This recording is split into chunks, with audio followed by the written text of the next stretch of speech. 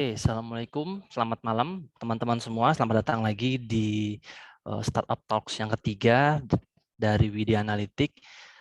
Senang sekali akhirnya malam ini kita bisa bertemu untuk sekali lagi mendengar ilmu dan pengalaman dari pembicara kita malam ini. Temanya tentang how to be data engineer at startup company. Nah, data engineer ini salah satu mungkin profesi yang sebenarnya kalau kita baca artikel ya, dari banyak artikel itu banyak sekali dibutuhkan. Namun, tapi mungkin ini nanti buat pembicara mungkin tolong dikoreksi ya kalau misalnya salah ya. Tapi memang cukup banyak di apa kebutuhannya, tapi memang sedikit sekali output atau orang-orang yang mendalami bidang ini. Padahal sebenarnya yaitu peluangnya cukup besar ya, terutama di sejak menjamurnya perusahaan-perusahaan startup ya, perusahaan rintisan beberapa tahun terakhir, data engineer juga bisa dibilang kebutuhannya juga cukup banyak. Nah, sebelum kita mulai, kita akan perkenalan dulu seperti biasa. Apa sih itu Widya Analitik? Mungkin bagi teman-teman yang ingin bertanya atau mungkin bertanya-tanya yang baru pertama kali bergabung ya, kira-kira Widya Analitik itu seperti apa? Widya Analitik itu adalah sebuah startup teknologi yang kita punya concern atau bisa dibilang spesialisasi di Big Data Analytics dan AI. Nah, Big Data Analytics dan AI ini sebenarnya masih satu bagian ya. Jadi kita memang mempunyai beberapa produk dan juga produk dan ibaratnya layanan, salah satunya produk kita Toba AI, ini kita sebutnya Toba.ai ya, Social Media Analytics ya. Jadi Social Media Analytics itu ada dua, khusus Instagram, khusus Instagram dan juga ada dua, yang sudah terlihat ya. Oke, ada pertama khusus Instagram, jadi untuk mengukur performa akun Instagram kita, dan yang berikutnya juga ada yang khusus untuk Twitter ya, tapi yang dianalisa di sini Twitternya itu adalah kata kunci. Jadi karena memang Twitter tempat orang untuk berdiskusi ya, tempat orang untuk mendapatkan info-info terbaru, update terbaru. Nah, ini juga ada keyword monitoring, kita sebutnya itu Twitter. Jadi Toba AI punya bisa dibilang dua layanan seperti ini, dan ini salah satu produk yang dikembangkan oleh Widya Analitik. Nah, Big Data Analytics kita itu apa aja? Dua yang mungkin yang kita akan jelaskan yaitu adalah data management system ya, bagaimana digitalisasi data dan visualisasi data-data yang dari berbagai macam data, misalnya dari ada yang formatnya Excel, ada yang formatnya Docs, Word, atau yang banyak data yang kemudian bisa dijadikan satu ya, digitalisasi, itu kita sebutnya data management system. Itu juga one stop data service, itu juga untuk layanan bagaimana kita mendapatkan data-data, salah satunya mungkin sumbernya dari sosial media ya, atau mungkin media-media digital. Nah, itu kita sebut namanya one stop data service. Nah, artificial intelligence di sini kita juga ikut bisa dibilang mengembangkan recommendation system algorithm, atau bisa disebut mungkin algoritma sistem rekomendasi. Nah, itu sistem rekomendasi seperti apa? Kalau mungkin teman-teman pernah ngecek atau lihat di mobile apps-nya, di smartphone-nya, kita mengakses salah satu misalnya marketplace ya, tiba-tiba mendapat kiriman notifikasi barang-barang yang teman-teman sedang cari sebelumnya. Nah, itu misalnya bagaimana kita direkomendasikan barang-barang tertentu yang kita pernah cari di marketplace itu. Nah, itu salah satu yang kita buat juga. Nah, ini bisa dibilang layanan baru kita ya, One Stop Data Service. Itu ada beberapa yang kita bisa berikan layanan, itu data crawling, cleansing, analytics, labeling, visualization, dan Twitter keyword monitoring. Nah, ini diperuntukkan bukan hanya, biasanya layanan ini diperuntukkan bagi teman-teman yang mahasiswa yang sedang mencari data di sumber media atau di internet ya. Tidak hanya sebatas itu, tapi juga misalnya perusahaan-perusahaan atau perusahaan media atau lembaga penelitian yang sedang mengumpulkan data dari media digital, itu bisa menggunakan layanan kita ini dengan beberapa layanan seperti ini. Kemudian kita juga punya visi bahwa kita menjadi sebuah data analytics startup yang akan membuat sebuah modeling sistem untuk masyarakat atau komunitas yang lebih baik. Nah, ini menjadi kenapa kita sering atau rutin mengadakan acara sharing-sharing seperti ini ke Widya Analitik. Kita fokus di banyak ya, mungkin kita bisa sesekali bisa bicara entrepreneurship, sesekali juga membahas tentang teknologi, profesi-profesi startup seperti yang akan kita bahas malam ini, dan juga misalnya di Toba AI kita akan banyak berbicara tentang cara mengembangkan akun atau ibaratnya menggunakan sosial media untuk berbagai kepentingan. Nah, itu kita bisa bicarakan di acara yang lain ya, atau Ba.ai Talks kita sebutnya. Nah, itu salah satunya adalah untuk kita bisa mewujudkan masyarakat yang lebih baik. Nah, untuk malam ini peraturan seperti biasa buat teman-teman yang baru pertama kali bergabung. Jadi jika nanti memang tidak ada kepentingan atau keperluan, webcam bisa dimatikan ya, dinonaktifkan selama acara berlangsung agar tidak mengganggu, dan juga mic-nya juga di mute ya, untuk agar acara berjalan dengan baik. Bagi ada pertanyaan silakan nanti ketik di chat Zoom atau nanti di Instagram kita sebutkan nama, daerah, atau pertanyaan ya. Ibaratnya langsung sebutkan nama dan isi pertanyaan ini khusus di Zoom ya. Kalau misalnya nanti di Instagram Live bisa mengetikkan nama kemudian langsung isi pertanyaannya apa. Nanti kita akan bacakan dan kita tanyakan kepada pembicara di sesi tanya jawab 30 menit terakhir. Kemudian nanti sertifikat akan didapatkan setelah mengisi form feedback di akhir acara. Jadi tidak ada absen atau ya link absen atau apapun. Jadi kita tidak menggunakan sistem itu karena nanti semuanya akan di akhir mengisi form feedback. Itu bisa dibilang jadi sebagai absennya juga dan bisa cara mendapatkan untuk sertifikatnya. Jadi cukup isi sekali ya, tidak perlu diisi berulang kali karena nanti pasti akan didapatkan langsung terkirim ke email yang diisi di Google Form-nya itu. Jadi isi emailnya jangan sampai salah ya.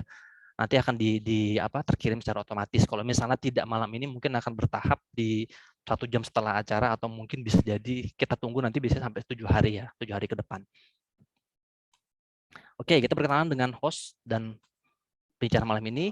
Mungkin yang baru pertama kali ikut, perkenalkan namaku adalah Indra. Ini di sini sebagai Business Development Wida Analytics, salah satu yang banyak mengurus event-event yang seperti ini. Ini merupakan program kita juga dari Wida Analytics, bukan hanya untuk sekedar sharing ya, kita juga ingin banyak memberikan ibaratnya insight atau bisa dibilang pengetahuan-pengetahuan pada orang-orang yang sedang mencari ilmu dan mengisi waktu ya, ketika di malam hari. Biasanya kita bikin acaranya malam ya.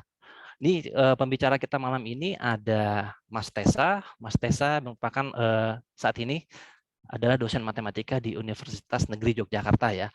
Jadi menempuh pendidikan sebelumnya itu di sarjana matematikanya itu di Universitas Halu Oleo Kendari, kemudian melanjutkan Magister Computer Science ya, ilmu komputer itu di UGM. Setelah itu sempat juga berkarir di Dalatek ya. Kemudian Widya Analytics 2019 sampai 2021 ya. Jadi sampai detik ini walaupun masih aktif sebagai dosen, Mas Tessa juga sering sekali membantu Widya Analytics dalam banyak hal. Ya, terutama dengan bidang profesinya ya data engineer ya. Dan ini memang walaupun kali ini pembicaranya bisa dibilang dosen, tapi memang background profesional atau background pengalaman di industrinya itu berharga sekali nih, terutama bagi teman-teman mahasiswa atau siapapun yang ingin mendalami atau mungkin sedang mencari kira-kira bidang data apa saja sih, profesi apa saja sih berhubungan dengan data yang bisa diambil atau mungkin dipelajari. Kurang lebih mungkin seperti itu perkenalannya. Acara mungkin sudah dimulai ya. Mungkin persilahkan kepada Mas Tessa untuk mungkin perkenalan dan sekaligus juga memberikan materi acara malam ini tentang bagaimana cara menjadi data engineer di perusahaan startup. Ya, bukan startup ya, tapi pada intinya mengenai data engineer. Silakan Mas Tessa. Oke, selamat malam dan makasih untuk Mas Indra atas perkenalannya. Semoga sehat semua ya teman-teman yang bergabung di Zoom ataupun melalui live IG. Saya izin share screen. Apakah sudah terlihat?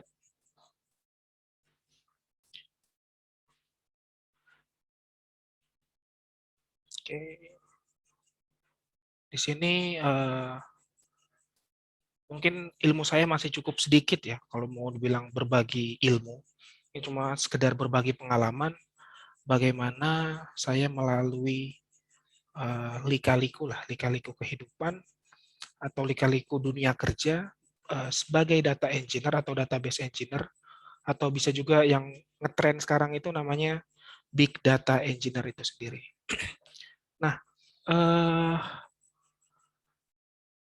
basically menjadi data engineer itu ya bermula dari aji mumpung bagi saya pribadi ya, ketemu teman-teman yang cukup mendukung, lingkungan kerja yang relatif mendukung, sehingga ya pengalaman-pengalaman yang dibutuhkan itu jadi lebih terarah lah istilahnya.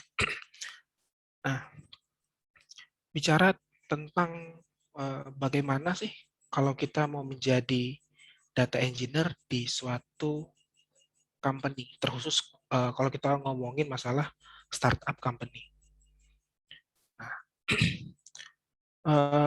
sebelum kita ngalor ngidul, kita bicara ke sana kemari terkait data engineer, mungkin kita ulik kembali nih. Kalau kita bicara tentang data engineer dalam cakupan ideal. Idealnya seperti apa sih data engineer itu? Atau apa aja sih tugas yang semestinya atau yang umumnya dibutuhkan dari seorang data engineer? Di sini yang kita mesti tahu, data engineer itu punya satu tanggung jawab yang sedikit berbeda dengan istilah-istilah data lainnya ya. Ada data analis, ada data scientist, ada machine learning engineer. Data engineer ini sendiri punya satu kekhususan lah, yang mana dia punya kewajiban atau punya tanggung jawab untuk membangun aspek infrastrukturnya. Di situ ada aspek infrastruktur yang dibutuhkan untuk menjadi data engineer. Selain itu, kalau kita bicara tentang infrastruktur, kita bicara tentang alatnya. Nah, tapi setelah alatnya siap, the next step adalah membangun dari data arsitekturnya itu sendiri. Bagaimana sih datanya ini disimpan? Di mana mau disimpan? Apa aja yang mau disimpan? Itu tugas dari atau responsibility dari data engineer untuk menentukannya. Kemudian menjadi seorang data engineer itu menuntut kita atau menuntut si personalnya untuk mengetahui banyak tools berkaitan dengan pengolahan data itu sendiri. Bagaimana datanya itu dibaca, bagaimana datanya itu ditampilkan, bagaimana datanya itu disimpan. Kalau istilahnya, kalau teman-teman pernah belajar pemrograman, data engineer akan erat kaitannya dengan input-output dalam pemrograman itu sendiri. Sehingga dia punya keharusan untuk punya pemahaman yang cukup luas terkait tools dan teknik untuk melakukan analisis data. Tapi ingat ya, di sini cuma sebatas pengetahuan. Ada tuntutan yang lebih terkait data tools dan teknik analitik ini untuk sektor pekerjaan yang lain. Jadi setidaknya untuk jadi data engineer itu minimal tahulah, oh ada tool seperti ini nih, database ada macam-macam nih. Database untuk nyimpan kolom-kolom ada seperti apa, database untuk nyimpan data yang bersifat key value atau bersifat spasial, nah itu disimpan seperti apa. Kemudian satu aspek yang cenderung kurang menyenangkan ya menjadi data engineer itu, ada tuntutan untuk punya pemahaman matematik dan teknik statistikal. Saya katakan seperti itulah. Jadi ya mulai ribet nih, mulai agak dipersempit orang-orang yang umumnya diberikan kesempatan menjadi data engineer itu sendiri. Nah, lebih dalam lagi kita coba ulik.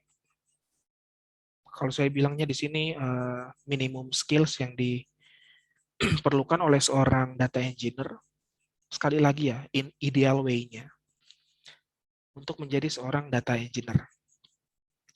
Yang paling pertama ya saya katakan, dan salah satu yang paling utama itu adalah pengetahuan yang cukup mendalam terkait general database terkhusus untuk database yang berbentuk SQL atau Structure Query Language gitu. Nanti di situ ada teman-teman akan berkenalan dengan MySQL misalkan, atau Postgre untuk database yang berbasis SQL. Nah, ada juga database yang berbasis NoSQL. Nah, inilah yang paling banyak digunakan ketika teman-teman masuk ke lingkup big company lah, bukan cuma sekedar startup. Kalau teman-teman perhatikan tuh, kalau kemarin itu ada bukaan trainee di Telkom, di sana juga ada posisi data engineer, ada posisi data analis. Company-company besar seperti Traveloka, kemudian tiket.com, atau teman-teman yang merantau mungkin kenal Mamikos, itu semua memberikan kita kesempatan untuk menjadi data engineer. Malah mensyaratkannya ya udah enggak masalah, masih fresh grade, setidaknya ada faktor-faktor lain yang mesti dipenuhi. Nah, kemudian yang kedua, teman-teman itu diharapkan umumnya ya punya pemahaman terkait ETL. Muncul lagi satu singkatan lah baru lah. Nah, ETL ini sendiri kita kenal sebagai Extract, Transform, and Learning. Kemudian selain itu teman-teman juga diharapkan punya pemahaman terkait arsitektur dari data warehouse. Nanti di sana teman-teman mengenal istilahnya RapidMiner, kemudian aplikasi lainnya, Pentaho, Power BI, dan banyaklah beberapa tools yang digunakan untuk proses ETL ini sendiri. Nah, kemudian yang ketiga yang dibutuhkan adalah kemampuan untuk membangun data pipeline. Muncul, apaan ini kok data pakai ada pipeline sendiri, ada alirannya, emangnya data dibawa kemana? Wong data ya di komputer, mau dibawa kemana lagi? Data ya data. Mungkin pemahaman awamnya seperti itu. Namun dalam proses implementasinya, data itu mengalir, kalau saya katakan. Ada flow di sana. Ada bagaimana data itu dari suatu sumber diambil, ditarik, diekstrak lah istilahnya ETL di situ. Kemudian datanya itu diubah. Kalau teman-teman perhatikan atau teman-teman pernah lihat, ada istilahnya peta sebaran lah di Indonesia. Misalkan, yang kita lihat itu adalah ada gambar peta Indonesia, kemudian ada angka-angka yang mewakili setiap provinsi. Bagi kita yang lihat, oh itu cuma data peta terus ditempelin, dilabeli angka. Nah, itu yang dirasakan oleh kita yang end user lah misalkan. Tapi dari secara teknisnya, data itu kan diambil, angka-angka itu kan hasil kuantifikasi atau hasil penghitungan. Nah, datanya ini sendiri tidak semerta-merta muncul dari lubang semut. Ada upaya di situ untuk mengambilnya, ada upaya untuk mengolahnya, sehingga kita sebagai seorang data engineer diharapkan punya kemampuan atau skill untuk menyusun nih pipanya mau dibawa seperti apa, bercabang di mana, sumbernya kemana, hulu dan hilirnya di mana. Itu untuk yang data pipeline. Kemudian kita juga terkhusus ya diharapkan punya pemahaman terkait machine learning konsep. Sebatas konsepnya aja. Bagaimana sih machine learning itu dibangun? Ada istilah data training, ada istilah data testing, ada data validation, kemudian ada model di situ. Nah, kita tidak mesti bisa membangunnya atau bisa mengolah datanya. Minimal kita tahu konsepnya. Gimana cara menggunakan modelnya, bagaimana melakukan prediksi datanya, bukan membangun si model prediction-nya itu sendiri. Nah, kemudian yang kelima, ini yang paling utama ya, yang saya rasa menjadi pondasi lah. Jadi kalau kita bikin rumah, keempat yang sebelumnya itu bisa kita katakan temboknya, kita katakan pintunya, atapnya. Nah, yang nomor 5 ini menjadi pondasinya sedemikian sehingga si rumah yang kita mau bangun ini atau core kita sebagai data engineer ini bisa terpenuhi, yaitu basic coding skill. Skill untuk melakukan atau membuat suatu program. Bagaimana, entah itu Python, entah itu C, entah itu Java, setidaknya kita punya mindset-nya, kita punya core-nya lah, bagaimana sih pemrograman itu, bagaimana sih pemrograman terstruktur, bagaimana pemrograman berbasis objek. Nah, ini kita mulai pisah-pisahkan nih di sini. Dan kita diharapkan punya pemahaman di situ, punya knowledge di situ. Kemudian yang terakhir, karena kita kan berkaitan dengan banyak sumber data, banyak aliran data, di sana ada banyak pipeline, kita dituntut punya pemahaman terkait bermacam-macam operating system. Jadi kita tidak, sebagai data engineer itu kita tidak diperkenankan, kamu boleh jadi data engineer tapi cuma tahu pakai Windows. Nah, itu sudah melanggar lah istilahnya.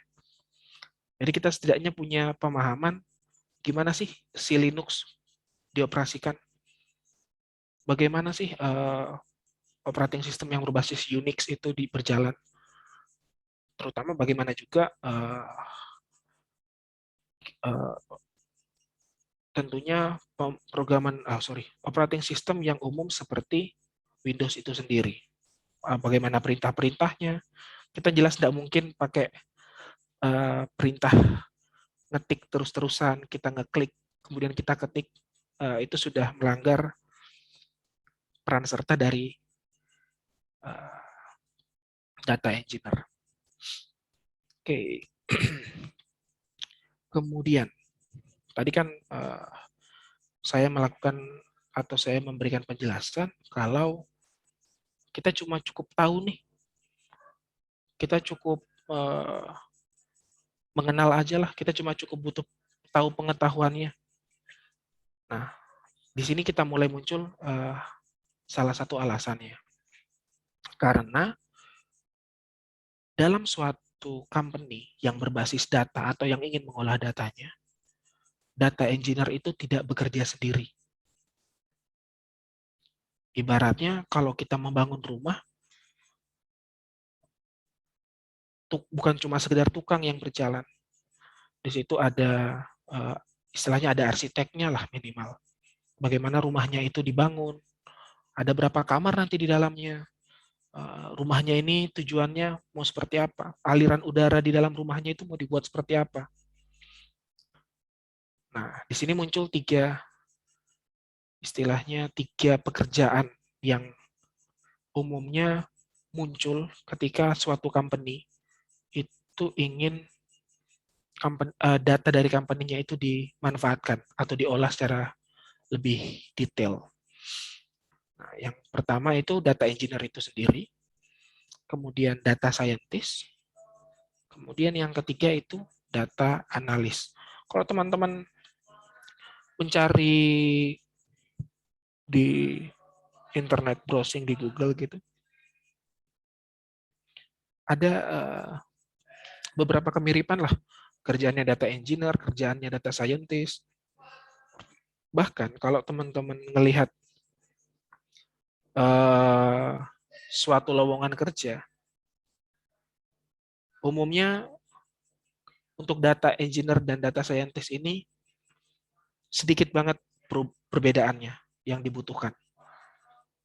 Yang berbeda itu cuma di tingkat kedalamannya. Data scientist juga diwajibkan untuk tahu apa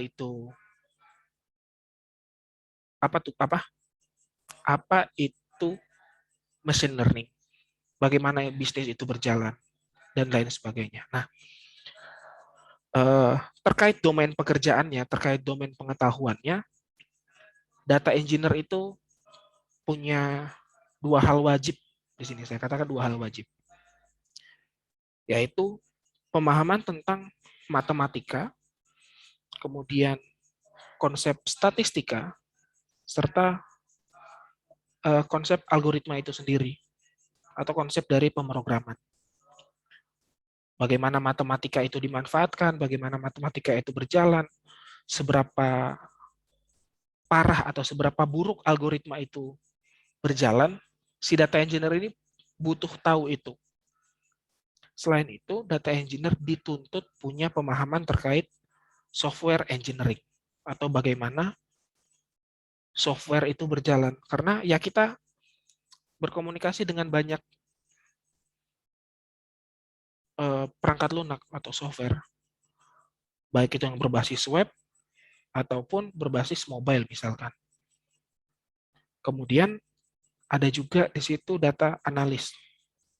Data analis di sini punya subdomain untuk matematika, statistika, dan algoritma, serta data communication. Wah, apalagi nih data communication, istilah-istilah yang muncul. Nah, data analis atau analis data. Dia itu harus punya pemahaman matematika juga.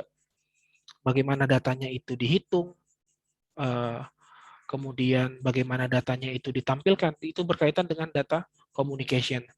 Baik itu dalam bentuk grafik misalkan, atau grafiknya pakai diagram batang atau diagram garis, atau mungkin istilahnya ada scatter plot yang titik-titik itu. Nah, di situ kita mengenal peranan dari data analis. Kemudian ada satu pekerjaan yang cukup superior lah istilahnya kalau dari kalimat saya, yaitu data scientist. Data scientist ini dituntut serba bisa lah.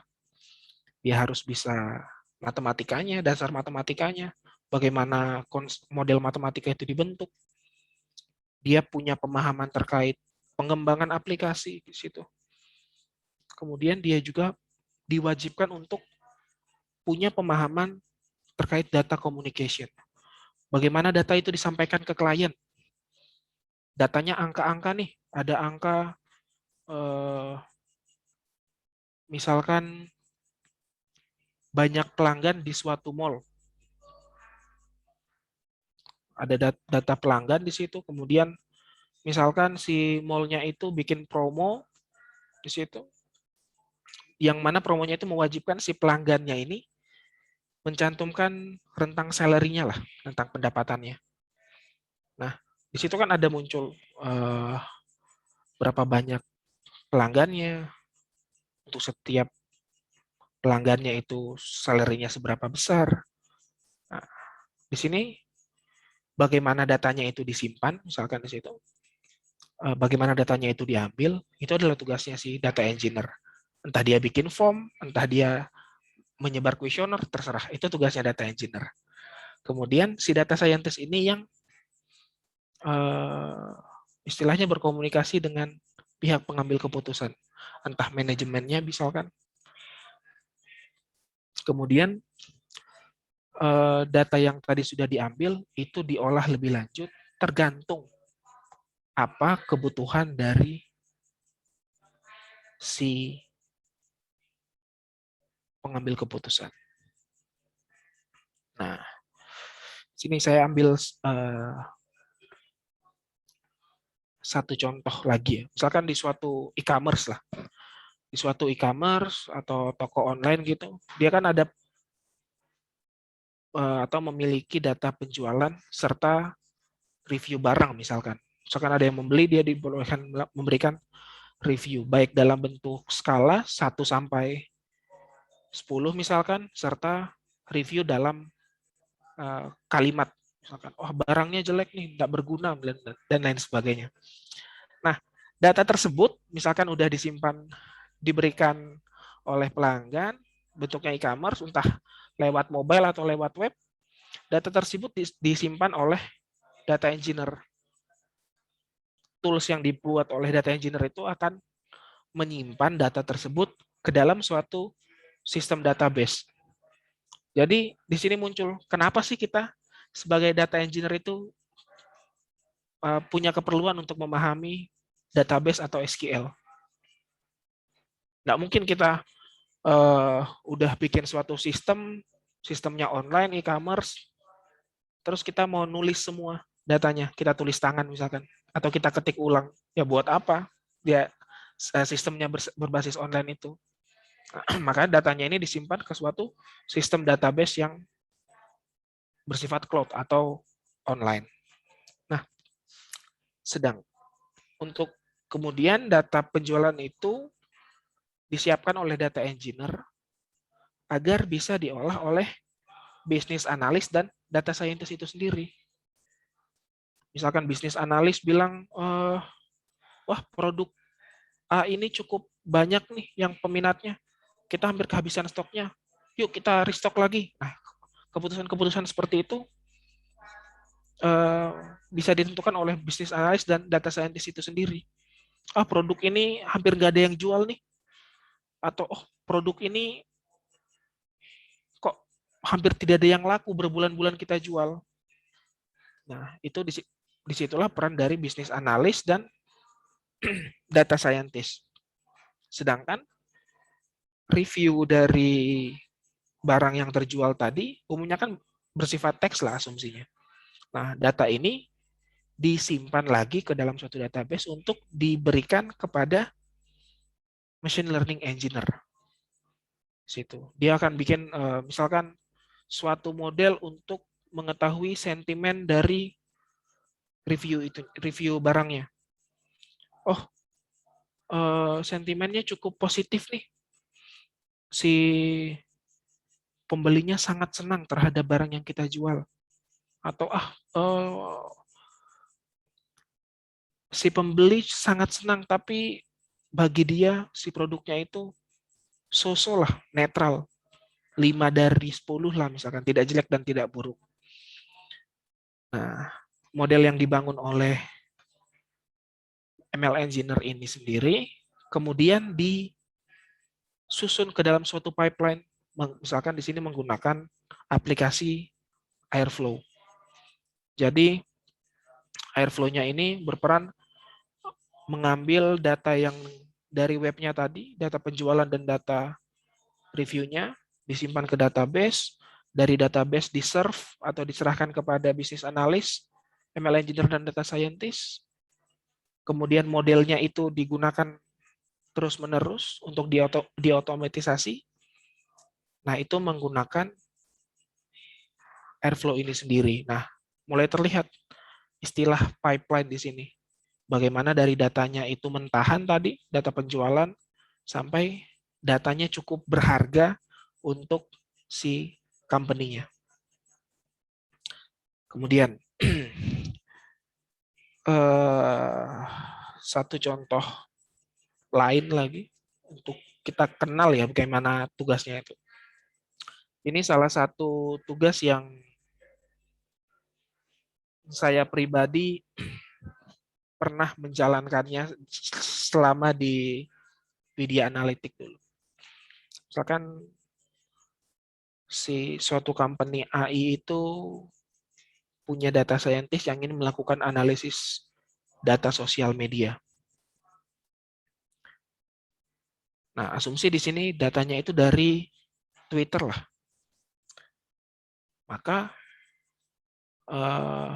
orang yang akan melakukan pengumpulan data atau extracting datanya itu adalah si data engineer ini. Misalkan company minta, buatkan saya satu tools untuk analisis Twitter. Kemudian di situ si data engineer yang akan nentuin gimana nih kita ngambil datanya. Entah kita melakukan scraping kah, kita melakukan crawling data online di situ. Di situ peranan dari si data engineer ini. Terserah itu hak vetonya dari data engineer untuk menentukan bagaimana datanya itu ambil. Nah, kemudian data engineer diwajibkan menjamin bahwa data yang dikumpulkan tadi readable atau bisa dibaca serta mudah digunakan oleh role pekerjaan yang lain, dalam hal ini data scientist. Nah, dilihat dari proses pengumpulan datanya yang bersifat teks, misalkan data yang diambil bisa menggunakan API dari Twitter. Jadi Twitter itu memberikan kita kesempatan untuk mengambil datanya lah. Nah, dalam hal ini kita menggunakan library TweetPy. Berarti muncul alasan mengapa kita dituntut untuk memahami bahasa pemrograman. Dalam contoh ini, bagaimana kita memahami pemrograman Python. Nah, kemudian misalkan datanya ini sudah diambil menggunakan TweetPy tadi, datanya ini masuk ke istilahnya streaming tools. Streaming tools ini salah satu contoh dari pipeline itu sendiri.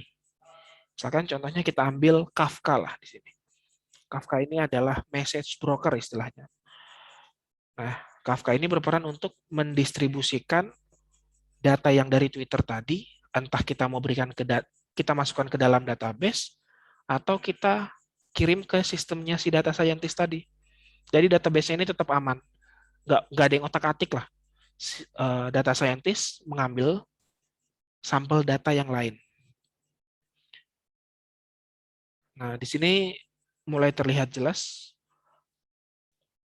beberapa kemampuan yang perlu dikuasai, baik itu bahasa pemrograman, pembangunan pipeline, dan beberapa aspek lainnya, untuk membantu pekerjaan dari suatu role sebagai data engineer. Nah, itu kalau dari saya terkait contoh bagaimana menjadi data engineer. Masuk ke agak pribadi lah dari saya sendiri. Sini cerita pendek bagaimana dari 2018 itu saya masuk sebagai data engineer lah istilahnya, sampai berakhir di tahun ini 2021. Nah, di tahun 2018 itu saya mendapatkan kesempatan untuk masuk ke tim peneliti lah dari Universitas Gadjah Mada. Nah, penelitiannya itu bekerja sama dengan Pertamina Hulu Energy. Pada tahun 2018 itu kalau kurang lebih dari Agustus sampai November atau Desember, kerjaan saya dan teman-teman itu berkaitan dengan database engineer. Database, jadi perusahaan sekelas Pertamina loh ini. Istilahnya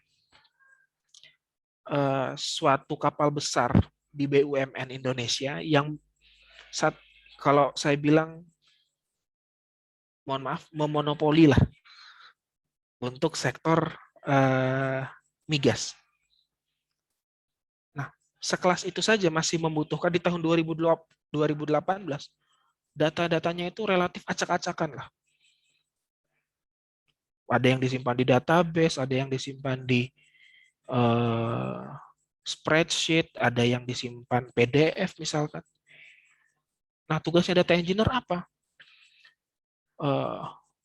Gimana caranya, piye caranya? Kita diminta untuk menyatukan dari database-nya, dari spreadsheet atau Excel-nya, dari PDF-nya itu menjadi suatu database sendiri. Bergabung di situ. Muncullah istilah big data di situ, kita mengenalnya nanti. Ada teman-teman yang bertanggung jawab untuk big data itu sendiri. Namun disitulah Kalau saya pribadi, intuisi melakukan pekerjaan ETL, bagaimana kita mengekstrak datanya, dari datanya yang dikirim lewat email, bagaimana biar masuk database, kita melakukan transforming data di situ. Nah, disitulah kita digali lah di situ, di ubek-ubek lah gimana. Nah, masuk untuk 2018 itu kami cuma bicara terkait data production. Bagaimana datanya, minyak hariannya berapa sih? Dari Pertamina yang di Sumatera ada berapa banyak? Dari Pertamina yang ada di Jawa berapa? Yang Kalimantan, Sulawesi, dan cabang-cabang lainnya berapa banyak sih mereka menghasilkan minyak ataupun gas dalam satu satuan waktu. Nah, di situ kita mengolahnya. Kemudian geser nih 2019. Ternyata kerjasama penelitian dari UGM dan Pertamina itu tidak sebatas data production. Mereka pengen tahu nih data untuk drilling dan GGR atau geospasialnya lah. Wah, mulai bingung lah, muncul lah. Kemarin kita aja mikir cuma tabel aja, angka-angka aja, kok tiba-tiba muncul tuntutan untuk kerjaan geospasial. Geospasial kan kita bicara peta, kita bicara tentang wilayah, kita bicara tentang data sebaran di beberapa titik. Udah, di situ kita diminta mengolah untuk data drillingnya, laporan drillingnya seperti apa, dari permukaan tanah sampai masuk ke perut bumi istilahnya, itu kondisinya seperti apa. Data-datanya itu kita capture, kita ambil semuanya, terus kita simpan ke database untuk kemudian di display. Nah, itu berjalan dari mungkin Februari sampai Oktober lah, misalnya. Seingat saya seperti itu. Sepanjang 2019 itu ya keseharian bicara tentang ETL lagi, pemrograman tadi, kemudian database-nya tetap untuk data GGR. Tadi ada data tabel, kemudian muncul data geospasial. 2020 atau lebih tepatnya akhir 2019, saya kembali merapat ke Jogja, masuk atau berpindah ke company startup baru situ, lahir di 2019 itu, untuk Widya Analytic. Di awal 2020 itu kami dan teman-teman dari Widya Analytic itu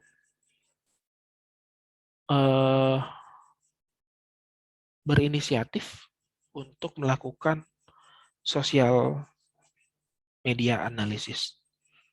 Banyaklah cerita bagaimana sampai memilih si sosial media untuk menjadi satu wadah yang ingin kita olah. Sepanjang 2020 mungkin kurang lebih sampai Agustus itu kami dan teman-teman itu bekerja dengan data Twitter. Kemarin macam-macam itu. Entah kita mau nangkap, yuk ambil data Twitter, ambil setiap jam. Wah, ternyata ambil setiap jam database-nya penuh. Kita melanggar policy atau aturan dari Twitternya, kita nggak boleh ngambil terlalu intens. Yes, ubah lagi gimana? Sampai pada akhirnya berjalan salah satu produk yang tadi dikatakan sebagai check trend, berjalan sehari sekali. Kemudian bergeser lagi sampai akhirnya di tahun 2021 ini masuk ke topik baru lagi, sosial media baru lagi dengan eh, diskusi yang intens dengan tim bisnis dan antara tim bisnis dan tim teknis sampai muncul keputusan, yuk kita coba bagaimana kalau Instagram ini yang kita olah selanjutnya. Sampai muncullah produk untuk toba.ai terkhusus untuk produk cek brand. Mungkin eh, itu ya cerita atau sharing yang bisa saya berikan. Di sini cukup macam-macam ya. Data engineer itu nggak semerta-merta cuma itu tok kerjaannya. Kalau dari pengalaman saya ya udah ada data produksi minyak di situ, ada data GGR geospasial di situ, kemudian ada data online web, Twitter dan Instagram. Nah, jadi data engineer ini cukup luas lah ruang lingkupnya. Nah, mungkin itu dari saya, Mas Indra, saya kembalikan. Oke, terima kasih Mas Tessa. Materinya disampaikan tadi cukup menarik karena memang kalau tadi kita sedikit flashback ke belakang, jadi sebenarnya terjun ke dunia data engineer itu secara tidak sengaja ya, karena lingkungan teman waktu pas di UGM sudah berkecimpung di wilayah yang sama, jadi ikut ke sana dan maksudnya lebih apa aji mumpung yang arah positif ya, maksudnya benar-benar memanfaatkan momen untuk benar-benar berkembang ya, untuk ikut Ya. juga di sana. Nah ini sebenarnya udah ada banyak, sebenarnya dari kemarin tuh form pendaftaran itu ada banyak pertanyaan menarik yang sudah dan tanda kutip udah saya ini ya, udah diseleksi-seleksi, tapi mungkin kita akan coba fokuskan dulu untuk malam ini pertanyaan khusus yang dari ini dulu ya, pertanyaan dari peserta yang ada di dalam di Zoom dulu karena memang sudah ada yang pertanyaan yang masuk kebetulan, dan ini apresiasi buat teman-teman yang masih bertahan sampai detik ini untuk bisa mendengarkan materi, berarti orang-orang yang tersisa sekarang ini bisa dibilang orang yang sangat niat dan benar-benar mencari ilmu gigih untuk mencari ilmu pengalaman-pengalaman dari pembicara-pembicara kita. Nah, ini mungkin pertanyaan pertama masuk karena ada dari pertanyaan tadi di chat Zoom. Oke, nah ini Hanifa Regina Fajrin Jakarta mau tanya seberapa sulit persaingan data engineer di dunia kerja? Apa saja proses rekrutmen untuk menjadi data engineer dan apa yang menjadi nilai plus untuk melamar kerja menjadi data engineer? Nah, ini kira-kira Mas Tessa apa nih? Banyak ya, sangat. Ya, Langsung silakan. satu orang representasi dari Banyak minimal pertanyaan. anulah bisa mewakili pertanyaan dari 50 orang ini. Wah, bertanya-tanya seberapa sulit persaingan data engineer di dunia kerja. Kita terbuka. Kalau teman-teman buka seperti Jobstreet, LinkedIn Job, kemudian Glints, percaya kata-kata saya bahwa data engineer ini sangat dicari. Tapi, ada tapinya, tidak ada atau sangat minim orang yang tertarik. Kalau kalimat dari saya ya. Jadi kalau bicara seberapa sulit persaingan, malah ya rano saingannya, peminatnya aja sedikit. Seperti itu. Kemudian, apa saja proses rekrutmen untuk menjadi data engineer? Nah, kalau bicara tentang rekrutmen data engineer,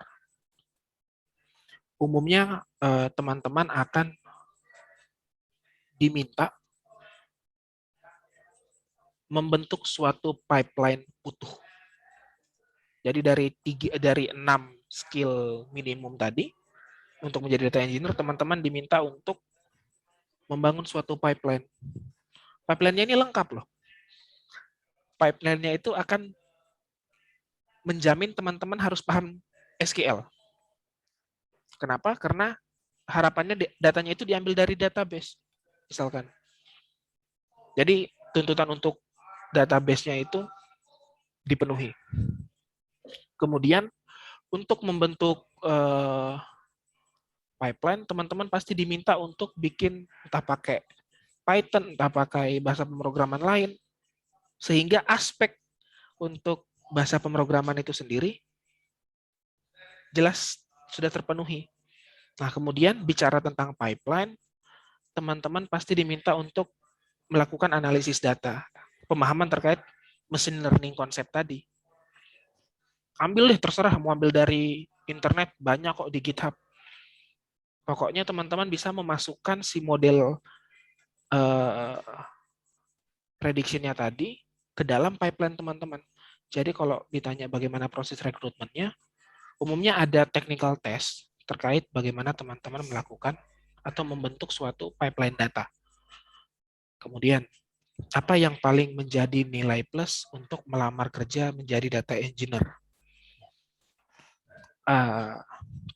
Walaupun cenderung kelihatan banyak tas yang dibutuhkan jadi data engineer, tapi kalau saya bilang data engineer itu kerjaannya paling nyata. Datanya ada, datanya disimpan. Udah. Terserah bagaimana datanya itu diambil. Pokoknya ya untuk diambil kan datanya udah ada. Mau datanya spasial kayak, mau datanya dari Twitter kayak, mau dari mana kayak, mau dari Tokopedia misalkan. Ya datanya ada, nyata. Tinggal bagaimana kecakapan kita untuk mengambil si datanya itu sendiri. Ketimbang kalau teman-teman ngambil menjadi data scientist, disuruh bikin model matematika. Wah, itu relatif abstrak.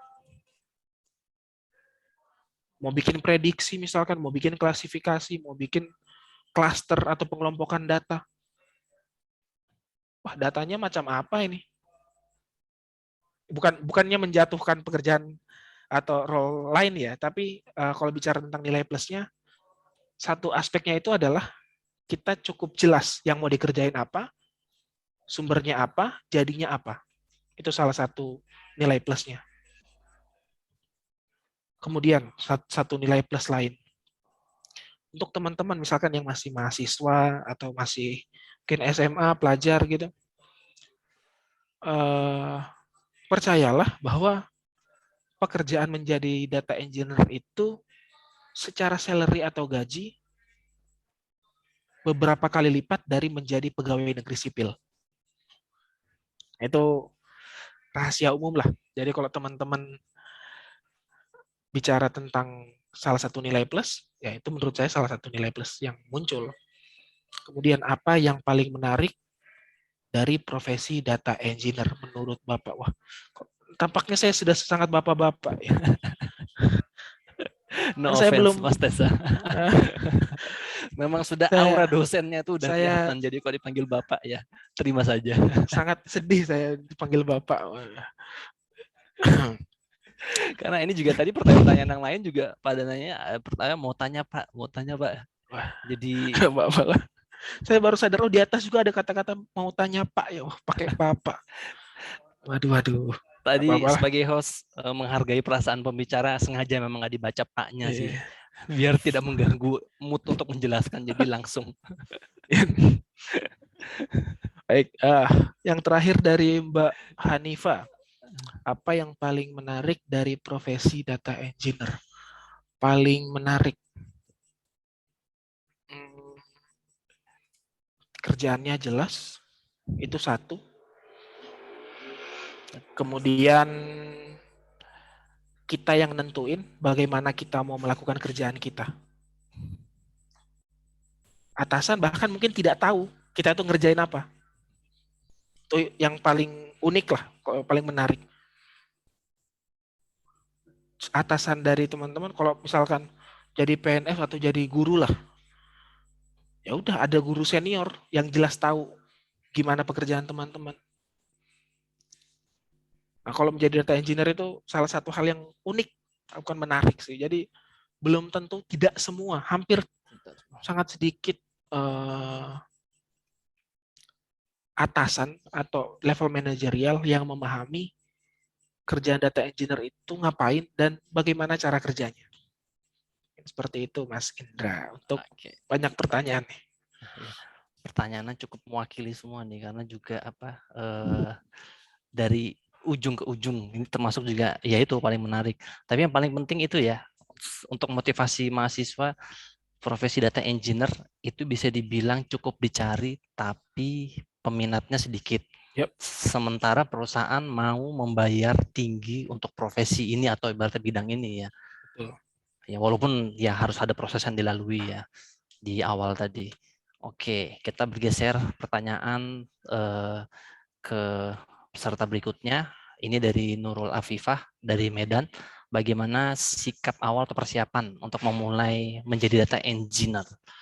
Nah, persiapannya di awal kan, karena juga kadang banyak yang pengen menuju bidang ini, tetapi apa sih yang perlu dipersiapkan? Oke.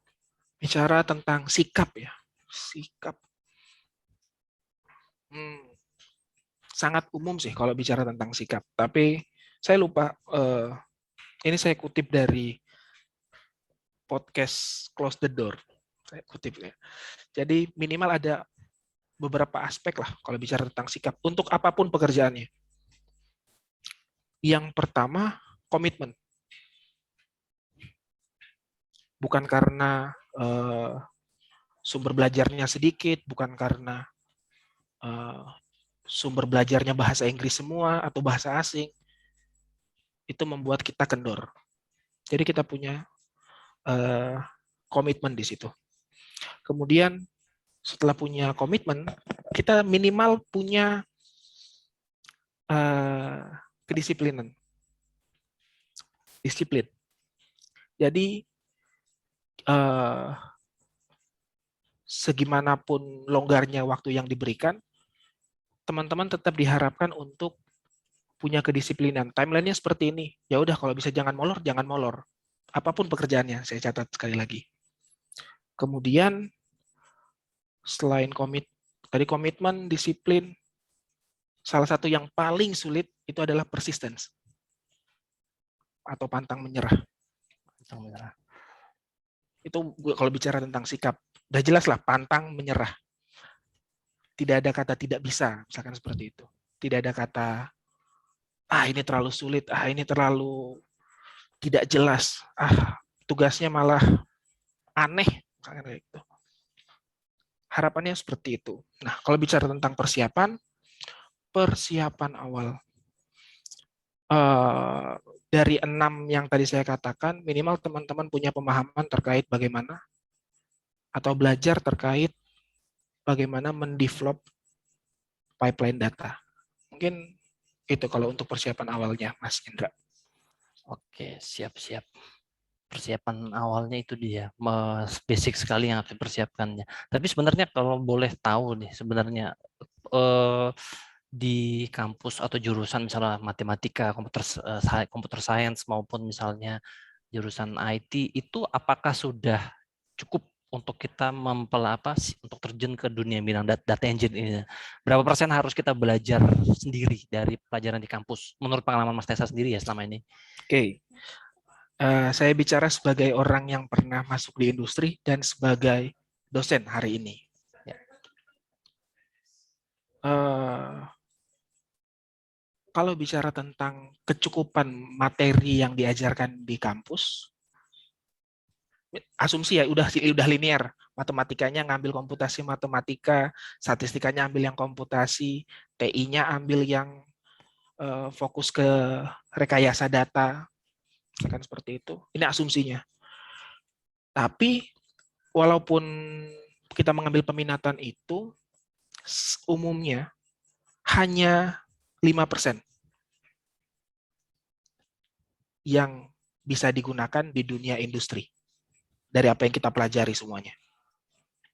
Pada akhirnya, kalau kita kuliah ya, yang paling utama itu umumnya kita nyari dosen yang enak, misalkan. Ya udah, ambil mata kuliahnya, ambil mata kuliah ngacak aja lah. Pokoknya nilainya bagus dulu. Nah, hal ini yang buat ilmu yang kita kejar itu malah bias, tidak jelas jadinya. Jadi kalau bicara tentang seberapa butuh sih kita belajar mandiri atau self learning,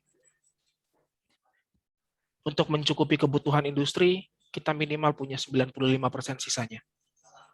Baik dari internet, jurnal, ataupun sumber-sumber lainnya. Mungkin begitu, Mas Indra. Oke, sip. Kita akan geser. Ini pertanyaan selanjutnya dari negara tetangga nih. Wah, dari Timur Leste, dari Apoli Zantos. Bagaimana ambil data dari Twitter tiap jam itu tidak masalah ke server. Terus juga pertanyaan keduanya ditulis di bawah juga, bagaimana data engineer ada masalah di server dan faktor apa kita bisa memperbaikinya. Oke, di sini bagaimana proses pengambilan data yang di Twitter itu Di Twitter. tiap jam tidak masalah ke Ya, server. tadi kan sempat kesebut ya kan bahwa Hmm. kalau dari Twitter kita semakin sering ngambil pasti ada efeknya yang ngikut setelah itu gitu loh. Secara apa? Kita paham bahwa itu datanya semakin up to date ya, tapi kan ada konsekuensi lain. Nah, bagaimana menghadapinya lah. Kalau lebih seperti itu. Kalau bicara untuk yang nomor 1, solusinya hampir tidak ada selain scale up dari si servernya itu sendiri. Agak sulit ya, kalau makanya tadi bicara tentang ngambil data Twitter setiap jam. Ya udah, saya katakan tadi karena ada satu dan lain hal sehingga diubah paradigma pengambilannya. Dari yang awalnya setiap jam kita ubah menjadi 1 hari sekali kalau saya tidak salah. Nah, kalau bicara tentang bagaimana cara menghadapinya, ya kita harus melakukan scaling up ke servernya dengan konsekuensi cost yang meningkat drastis. Nah, seperti itu sih, Mas. Kemudian, bagaimana data engineering ada masalah di server dan faktor apa yang kita perbaiki.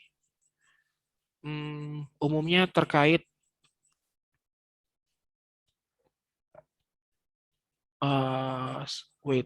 agak susah menangkap pertanyaannya.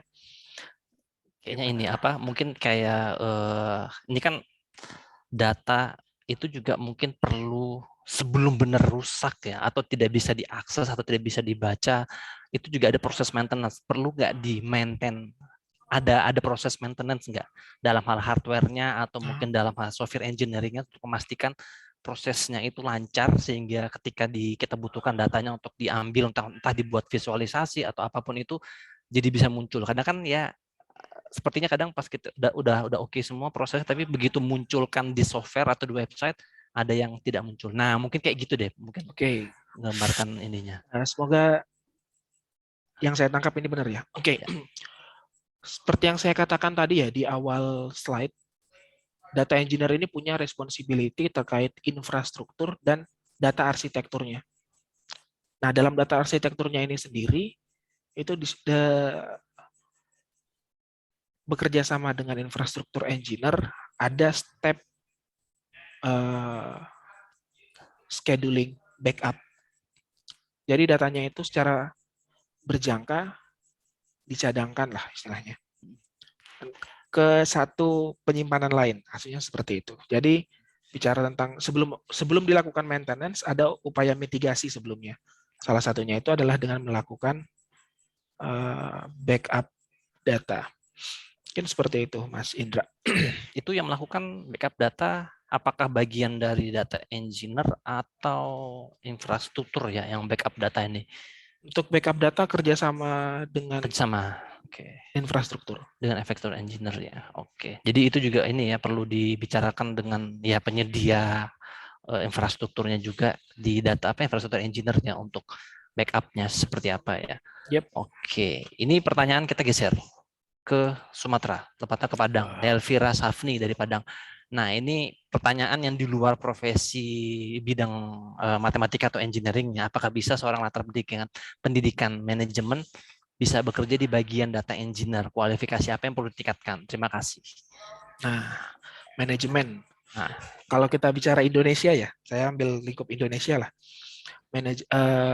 Rumpun pendidikan di Indonesia itu kan cuma dibagi 2 tuh. Kalau bukan Saintek, Soshum. Soshum, betul.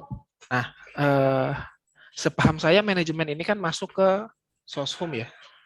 Sosum. Nah, kalau bicara tentang Soshum, saya punya kenalan yang pendidikan S1-nya itu psikologi dan sekarang jadi data engineer. Wow. Kebetulan dia kerjanya di Bukalapak. Wow. Menarik, Jadi menarik. kalau bicara lingkup Soshum ya bisa untuk kerja sebagai data engineer itu sendiri.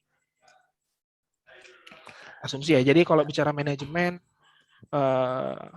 menurut saya pribadi bisa. Nah, kalau ditanya kualifikasi apa yang perlu ditingkatkan, bukan ditingkatkan sih, ditambah dulu lah. Berarti bagaimana melakukan pemrograman dasar, bagaimana mengolah database, dan mengolah pipeline itu sendiri. Jadi saya kerucutkan cuma 3 itu aja sih, Mas. Oke. Mungkin itu kalau dari saya. Oke. Berarti sebenarnya kalau mau di luar bidang engineering atau ibaratnya saintek tetap bisa ya, akan tetapi memang perlu mencari tempat pembelajaran Yep. ya secara otodidak pastinya akan paling banyak akan belajar secara otodidak ya kalau untuk mendalami proses ini. Tapi sebenarnya kalau dari 3 bidang ya kan data scientist, data analis sama data engineer, sebenarnya kalau bidang orang-orang yang dari jurusan Soshum itu mungkin lebih dekat ke data analis ya, lebih maksudnya proporsi engineering dan matematikanya lebih Ya, sedikit ya. Karena betul data banget, Mas. communication-nya. Berarti mereka asumsinya punya pemahaman terkait datanya itu. Mereka kan punya domain pengetahuan. Orang sosial itu kalau bicara tentang manajemen, sebaran manusianya seperti inilah. Misalkan manajemen sumber daya manusianya. Tipe-tipe manusianya cuma seperti ini. Ya udah, mereka bisa mengembangkan tool sendiri untuk bagaimana melakukan data analis di lingkup mereka itu sendiri. Mungkin seperti itu sih. Kalau bicara benar banget yang dibilang Mas Indra, bahwa kalau bicara Soshum mungkin mereka lebih dekat ke data analis. Mengapa ya? Mereka udah punya domain pengetahuannya. Mereka Betul. lebih lebih punya hak lah istilahnya Ya. untuk menyampaikan poin-poin yang mereka peroleh. Ya. Karena ini ya kebalikannya apa data engineer ya. Data engineer kan lebih ke arah softwarenya, Ya, software teknis banget. engineeringnya teknis banget. Sementara data analis itu kan lebih ke arah communication yang bagaimana memvisualkan, bagaimana menjelaskan datanya ya untuk lebih mudah dipahamin dan ya dimengerti ya. Yep. Ya itu mungkin bisa dipertimbangkan juga kalau misalnya tertarik di bidang data. Tapi memang sekali lagi ya tetap data engineer itu peluangnya besar. Data analis juga pastinya banyak orang yang sudah mempelajari itu karena juga lumayan banyak software jadi ya Mas Tessa ya Yep. yang tanpa harus memprogram atau coding dari awal. Oke, ini kita geser ke balik lagi ke Pulau Jawa. Ini ke Ponorogo. Yusron Wirawanto dari Ponorogo. Aspek tersulit selama menjadi data engineer. Nah, ini dia. Menarik, bisa panjang nih ceritanya nih. Aspek Aspek tersulit. tersulit. Oke, aspek tersulit.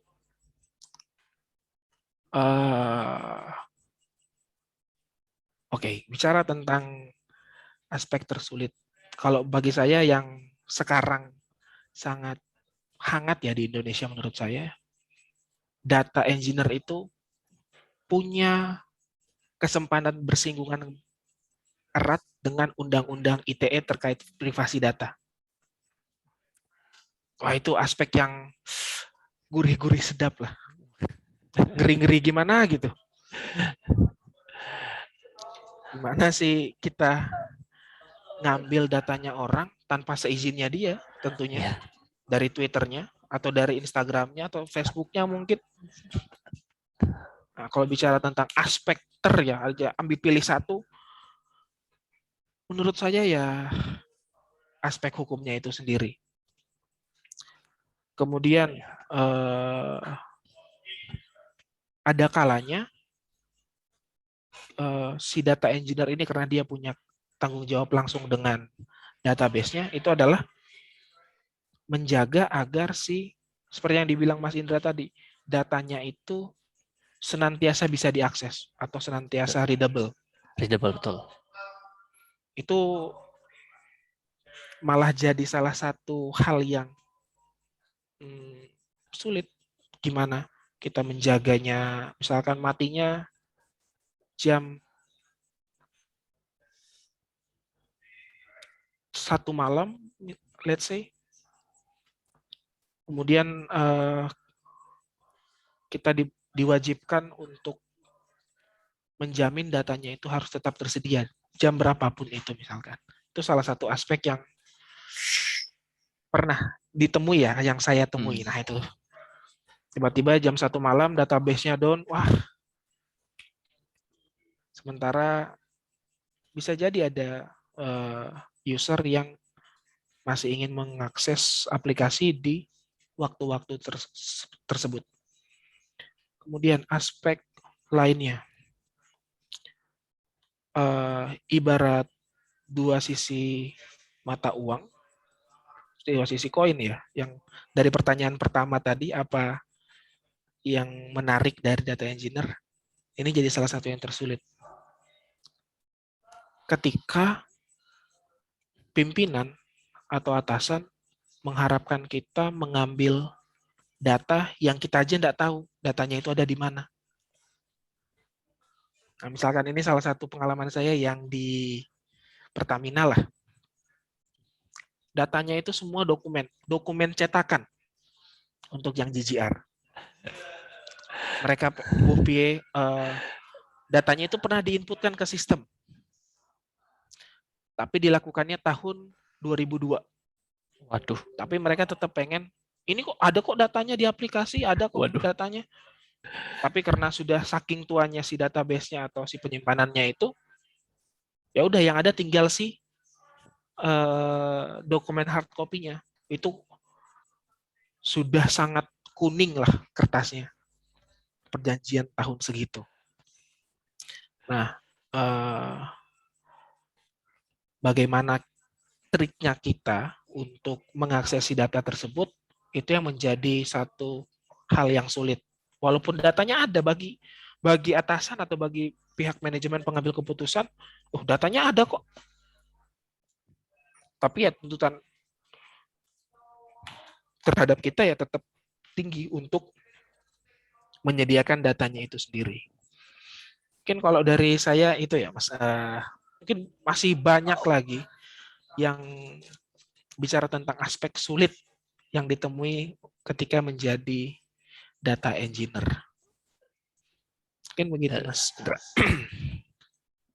Oke, siap. Terima kasih penjelasannya. Jadi yang sulit itu adalah ketika si ibaratnya orang yang membutuhkan data klaim bahwa datanya ada kok, tapi formatnya itu memang harus perlu perlakuan khusus lagi untuk bisa dimasukkan ke dalam sistem ya, untuk bisa benar-benar terbaca. Ibarat masih dokumennya masih fisik, tetap harus didigitalkan dulu ya, entah ya bagaimana caranya supaya itu bisa masuk, bisa divisualkan atau sejenisnya itu ya. Nah, itu lumayan ini juga ya, lumayan problemnya. Jadi kayaknya kayak ini ya, perlu apa sih? Perlu ngasih pemahaman atau edukasi secara ringan kepada entah klien, entah user, untuk menjelaskan pemahaman atau data ini ya. Sebelum benar-benar nanti eksekusi, apalagi kalau misalnya perusahaan teknologi ya, kita juga nggak mau dan tanda kutip merepotkan, karena nanti ujung-ujungnya jasanya jadi mahal, kemudian juga problemnya juga waktunya persiapan juga butuh yang panjang, jadi perlu dikasih tahu di awal juga kali ya pemahaman. Betul banget. Nah, ini ada hubungannya dengan mungkin bisa dibilang pertanyaan hari ini nih. Ini dari Banten, dari Nurmalasari Banten ya. Izin bertanya, apa saja tahapan-tahapan jika perusahaan mulai melakukan implementasi big data mulai dari nol, serta infrastruktur apa aja yang perlu disiapkan.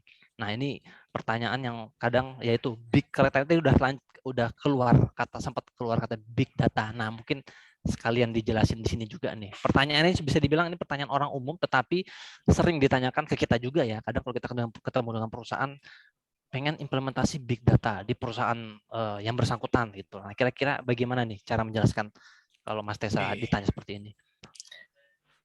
Tahapan-tahapan jika perusahaan akan memulai implementasi big data.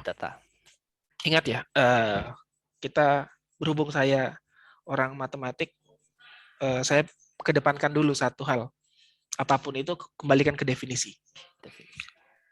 Itu satu. Jadi kita bicara dulu, apa sih big data ini? Big apanya sih yang big? Kembali seperti itu. Jadi kalau bicara tentang big data, yang perlu kadang saya obrolkan dengan klien atau user adalah datanya ada nggak sih? Itu dulu. Sebelum kita bicara muluk-muluk, mau bicara big data, mau bicara data yang gede atau datanya, kalau dia bilang, oh, data saya sudah cukup besar kok, ada 4 lemari di situ.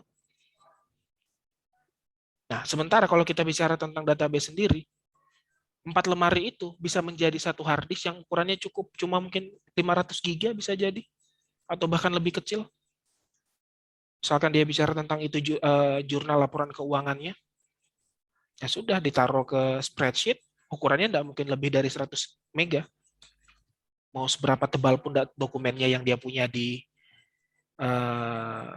lemarinya.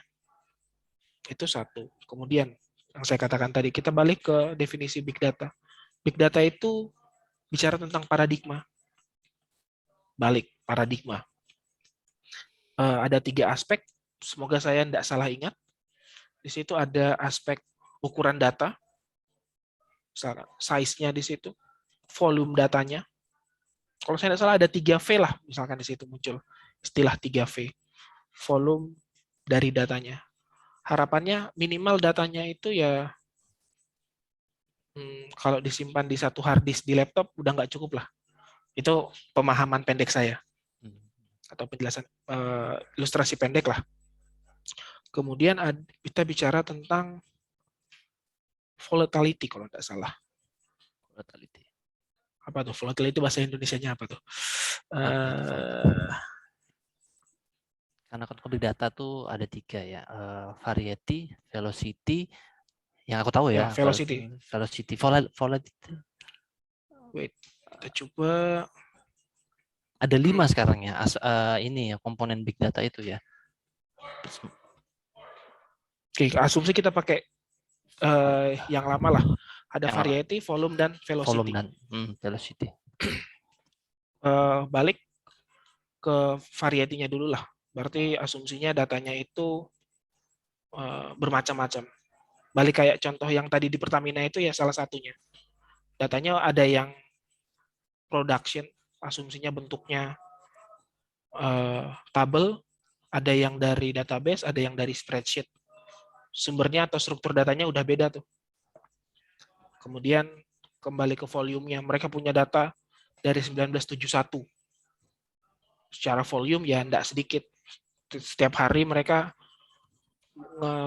melakukan pengolahan data minimal 10 sampai 100 megabyte. Setahun ya udah berapa. Kemudian bicara tentang velocity-nya atau batch real time streaming, kecepatan aliran datanya. Jadi kalau datanya ya cuma setahun sekali, aspek dari big datanya itu sendiri tidak terpenuhi. Kalau dari saya. Jadi kalau bicara tahapan-tahapan, make sure bahwa si datanya itu ready. Nah, asumsi datanya ready, mereka punya datanya sudah tersimpan dengan baik, terolah dengan baik. Tahapan pertama yang umum kita lakukan adalah integrasi data.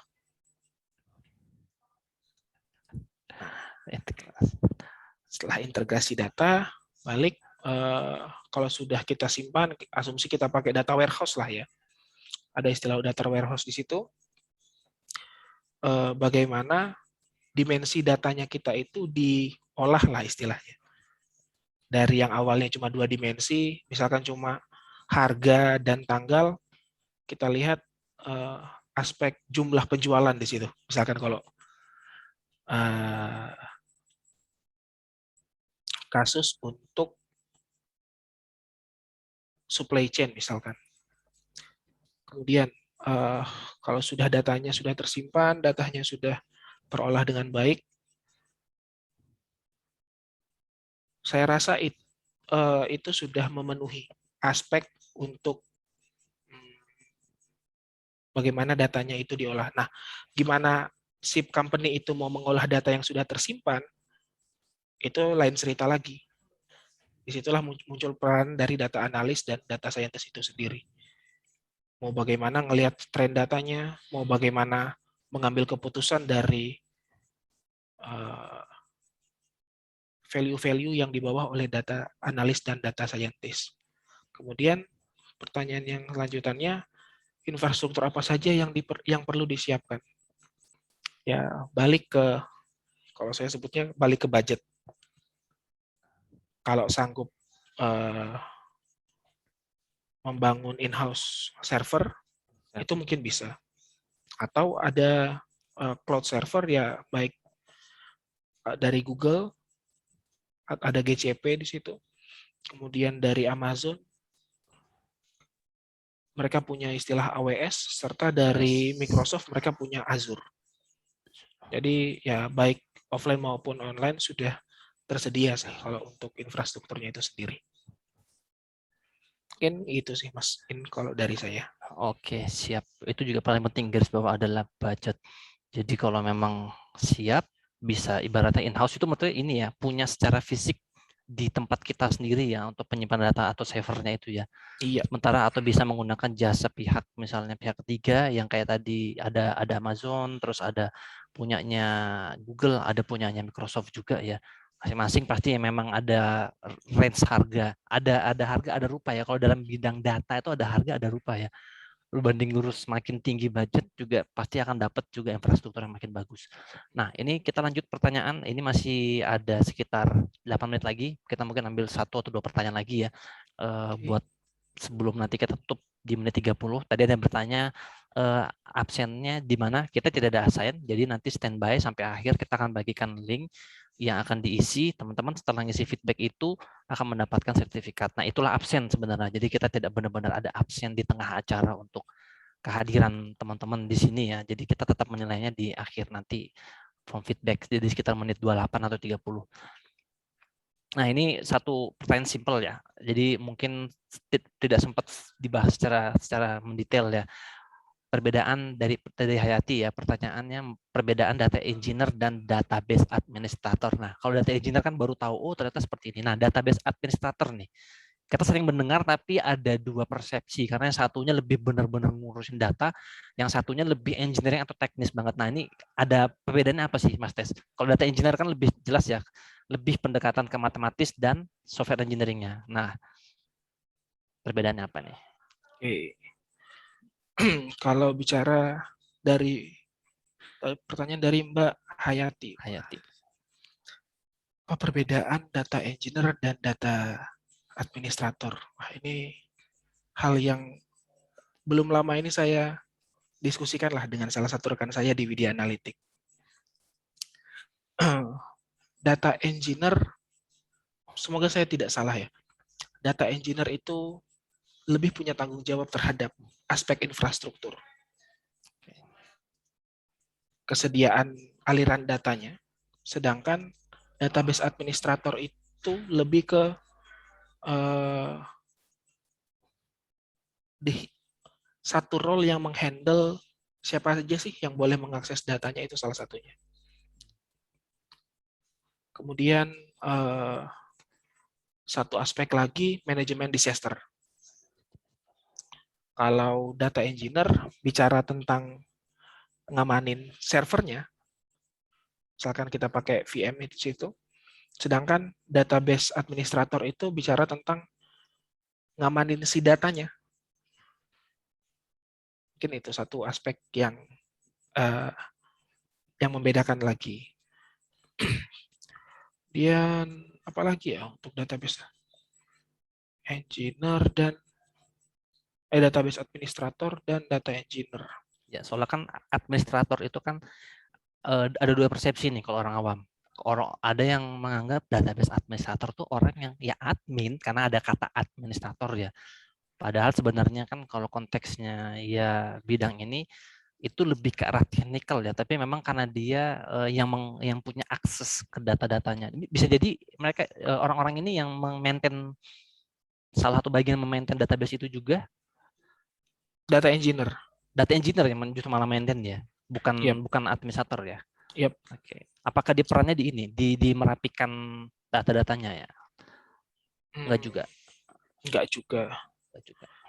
Oke. Tapi database administrator itu lebih ke engineering juga kah, atau tergantung kebutuhan perusahaannya menempatkannya menamakannya dia database administrator dengan tugasnya apa? Kembali sih Mas, responsibility-nya itu secara lebih spesifik itu relatif berbeda. Database administrator akan sangat erat dengan sisi software-nya, sisi application layer lah. Sedangkan data engineer akan lebih erat dengan infrastruktur layer-nya. Jadi ada tanggung jawabnya udah beda lah. Seperti itu sih Mas. Oke, siap. Ini pertanyaan, bisa dibilang pertanyaan terakhir karena tidak ada pertanyaan lagi sepertinya. Ini pertanyaan dari Muhammad Aimatul Utma di Jakarta ya. Apakah lulus SMA punya kesempatan yang sama untuk dapat bekerja di bidang data engineering nih? Nah, ini kan kalau konteksnya tadi kita di awal-awal sempat membahas dunia pendidikan tinggi ya. Nah, kalau misalnya lulusan SMA, kalau dia belajar otodidak, bisa nggak punya kesempatan yang sama untuk jadi data engineer? Apakah lulusan SMA punya kesempatan? Nah, pertanyaannya satu sih Mas, asumsi SMK lah. Agak sulit kalau saya bilangnya itu SMA. Asumsi ada SMK dan jurusannya itu ngambil misalkan RPL, rekayasa perangkat lunak, dan beberapa sistem informasi. Kan kalau saya tidak salah ada SMK yang punya sistem informasi juga. Jadi lebih ke SMK ya? Mungkin, tapi kembali ya, karena kita ada di Indonesia, saya bilang seperti itu, beberapa company itu masih berbasis pendidikan. Tapi asumsi kalau teman-teman sudah punya experience, misalkan ada satu company berbasis kenalan lah, misalkan kenalan masih mau menerima teman-teman membangun experience, balik experience akan always beat education. Jadi kalau bicara tentang kesempatan, menurut saya tetap sama. Tapi kalau bicara tentang SMA secara lebih spesifik, ya domain ilmunya sudah kadang cenderung tidak cukup. Seperti itu sih Mas. Ya, sekalipun ibaratnya memang harus seperti tadi ya, kalau misalnya bidang di luar engineering atau di luar saintek ya harus belajar secara otodidak. Tapi karena SMA itu lebih ke arah umum ya, pengetahuan umum, pas ibaratnya kalau mungkin SMK ya, karena memang ada beberapa pelajaran atau bidang yang mereka pelajarin, walaupun tetap harus belajar lagi ya. Betul banget Mas. Oke, ya ini sudah menit 28 ya, sudah akhir, bisa dibilang akhir dari acara malam ini. Sekali lagi saya ucapkan terima kasih buat Mas Tessa udah mau hadir sharing berbagi ilmu di malam ini. Ini kita punya peserta keren, pesertanya stabil di jumlah ini dan pertanyaannya banyak. Untuk hari ini luar biasa, pesertanya pertanyaannya cukup banyak dari tadi ya. Kita sudah sharing-sharing. Ini kita terima kasih banyak kepada teman-teman semua yang mau hadir di sini. Ini adalah link feedback yang teman-teman bisa tulis atau isi. Ingat huruf besar semua ya, huruf besar semua. bit.ly /feedback startup 3. Nah, ini teman-teman nanti bisa silakan isi. Kita kasih waktu cukup panjang, seminggu setelah acara ini ya. Berarti sampai tanggal 28 bisa diisi sekitar jam 1 ya. Nanti kan bagikan sertifikatnya secara bertahap. Ada yang nanti langsung terkirim ke email masing-masing ya setelah mengisi. Jadi jangan sampai salah mengisi emailnya, cukup sekali saja tapi tidak perlu mengisi berkali-kali. Silakan nanti diisi diisi form feedbacknya ini bisa dibilang tadi bisa menjawab salah satu absen kita ada di sini sebenarnya. Siapa yang ikut itu siapa yang mengisi di sini sebenarnya. Nanti kita juga akan kita akan bagikan rekaman malam ini di grup Telegram ya. Jadi pastikan nanti teman-teman masuk ke grup Telegram yang sudah kita buat. Nanti di feedback seharusnya ada link yang bisa diisi juga untuk bisa masuk. supaya nanti acara berikutnya tidak perlu mengisi form lagi, jadi bisa langsung ikut di acara. Jadi cuma ikut isi sekali saja pendaftaran, bisa langsung ikut di acara-acara lain tanpa harus mendaftar lagi ya. Mungkin itu, silakan screenshot teman-teman. Bagi yang belum sempat di screenshot, silakan di screenshot biar diisi, nanti waktunya cukup panjang. Menginformasikan juga buat teman-teman, karena tadi di form pendaftaran tadi dicek ada banyak sekali pertanyaan yang sebenarnya agak out the topic dengan tema malam ini ya, seputar sosial media, bagaimana mengoptimasi sosial media. Terkadang ya oke, ini mungkin acara sebelah ya, Toba Talks itu lebih membahas tentang sosial media. Nah, ini kita punya acara sebenarnya untuk di akhir pekan ini, bisa dibilang tanggal 29 dan 30 kita punya acara Toba Live Course. Itu nanti pembicaranya adalah Al Ghazali, bisa dibilang nama akun Instagramnya bahas video. Dia konten spesialis yang membahas tentang video. Nah, bagaimana meningkatkan follower dengan video sinematik cuma modal handphone aja nih. Kadang banyak yang bertanya, atau sekarang lagi trennya IG Reels, video singkat 30 detik sampai 1 menit dengan musik-musik yang sudah disediakan. Ada juga di platform sebelah, TikTok, itu juga banyak sekali.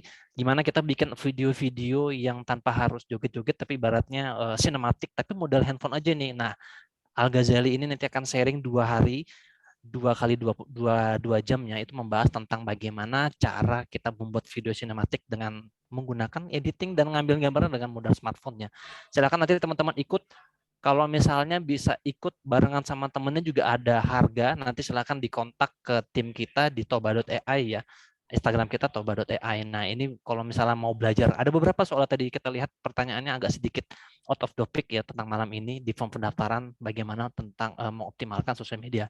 Bisa coba salah satunya ini, karena konten video itu lumayan cepat sekarang penyebarannya, dan bisa dibilang konten video di Reels itu lumayan lama bertahannya untuk dapat traffic atau ibaratnya kunjungan orang-orang yang melihat kontennya. Nah, mungkin itu saja. Terima kasih Mas Tessa atas waktunya. Mohon maaf kata misalnya ada hal yang tidak berkenan atau ucapan yang mungkin tidak berkenan di teman-teman semua, mohon dimaafkan.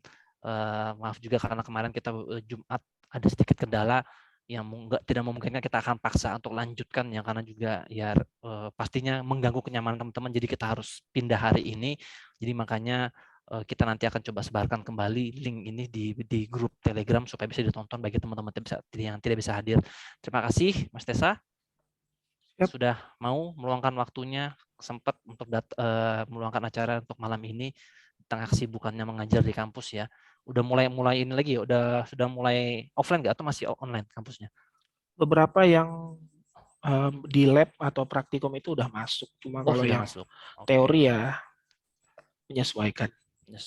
Siap. Oke, terima kasih buat teman-teman. Sampai ketemu di kesempatan berikutnya. Saya Indra dari Widya Analitik undur diri. Sampai ketemu di acara selanjutnya. Assalamualaikum warahmatullahi wabarakatuh. Waalaikumsalam.